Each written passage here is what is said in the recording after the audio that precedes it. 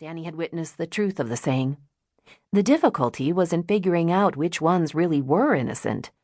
Sometimes, when she felt most overwhelmed, she wished for a magic ball, perhaps in the form of DNA evidence that could provide the answer.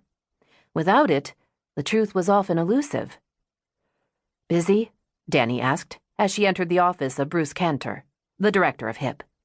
She slipped into the plastic chair opposite his desk. "Always. Too busy. I think I need a vacation." "Didn't you just have one 3 years ago?" "I think it was 5, but who's keeping track?" Bruce leaned back in his chair, its fabric as worn as the wood of his desk. His dark brown skin and shaved head glistened with beads of sweat. With his taut body, kept trim with regular 10-mile jogs, he looked like a warrior ready for battle. "So, what's up?" "Take a look at this letter. I think it's something that might be worth exploring." She handed it to him and sat forward in her chair as he read it silently. 6 weeks, he said when he was finished. "You do realize how difficult that is, don't you?" She did know. Trying to halt an execution in only 6 weeks was like trying to run a marathon in 2 hours. "You're right, but I keep putting it down in the sorry no pile and then pulling it out again." Bruce looked over the letter again. "I thought you stayed away from child murder cases." "I do. I have. I can't even imagine having to deal with that as a parent." "So why this case?" Dani shrugged. "I'm not sure. There's something about it. If this guy is being honest, his daughter wasn't murdered, but a child's body was found. Who was it? Where's his own daughter?" "If we take this on, are you willing to head it up?" It was the question Dani had expected, the one she'd dreaded. She wrote and argued appeals after others had investigated the facts. Cases came to her when the office had already gathered the available evidence. Bruce had tried for years to involve her in cases at the investigation stage, and she'd always resisted.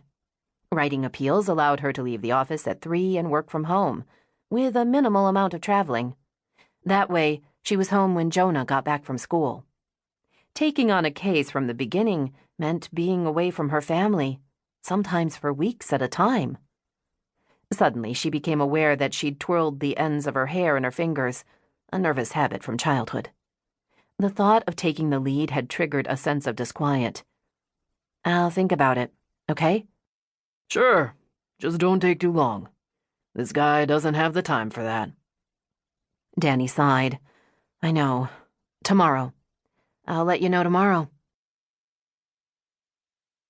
That evening, Dani curled up next to her husband, Doug, on the down-filled couch in front of their living room's marble fireplace, where the last embers were dying. The room had the smoky smell of burning wood. The heat from the day had disappeared with the setting sun, and now the air outside felt raw, with a damp cold that permeated the thinly insulated walls of the old house. The fire brought welcome warmth to the living room. They called this time together the honeymoon hour, and no matter how busy either of them was, they always set aside an hour to talk about Jonah, about their day, about nothing and everything. If one of them traveled, they spent the hour on the phone. Of course, they were together much more than an hour a day, but when deadlines loomed and pressure built, it was easy to work straight through the night, and after many nights of that, it had begun to take a toll on their marriage. So they had their 1 hour, no matter what, and it made them feel, after 15 years of marriage, as if they were still on their honeymoon. "What makes you think he's innocent?" Doug asked as he stroked the long, dark waves of Dani's hair. "I don't know that he is. But wouldn't you expect him to just deny that he killed the little girl who was found in the woods? Why would he also insist it wasn't his daughter? And if that's true, if the girl wasn't his daughter, what would have been his motivation for murdering the girl found in the forest?" "Maybe he's a psycho. Maybe his daughter died, and out of rage he murdered another child." "But there's no death certificate for his daughter. And if his daughter didn't die, then what happened to her?" "How about this? He murdered his daughter first, buried her in a secret place, and then started on a spree of murdering little girls."